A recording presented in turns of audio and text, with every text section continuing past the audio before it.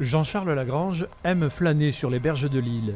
Par deux fois, le 26 février et le 14 mars, cet amoureux de la nature a eu une mauvaise surprise. C'est ici que j'ai constaté un écoulement massif de boue marron. Sur cette vidéo, les boues souillent la rivière sur plusieurs dizaines de mètres. Des rejets qui proviennent directement de la papeterie voisine qui a autorisation de déverser ses eaux usées dans le cours d'eau. Pour la direction de l'usine Coranceau, ces rejets mousseux sont dus aux fortes pluies qui ont perturbé la bonne marche de la station d'épuration du site industriel.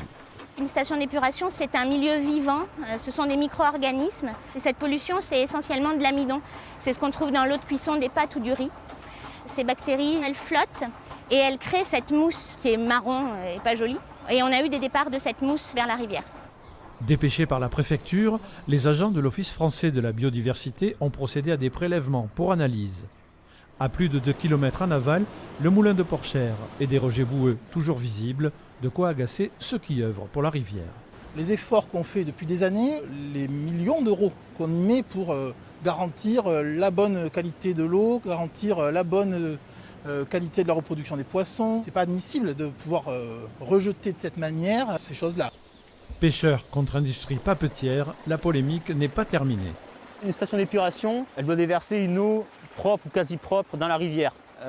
Et là, pour l'instant, moi, de ce que j'ai vu, on est loin encore du résultat escompté. On ne peut pas nier qu'il y ait une pollution absolument visuelle. En revanche, on ne nous a pas fait connaître de mortalité de poissons, par exemple, ou de choses comme ça. S'ils ne sont pas encore qualifiés de toxiques, les rejets récurrents de l'usine peuvent fragiliser l'écosystème des rives de l'île.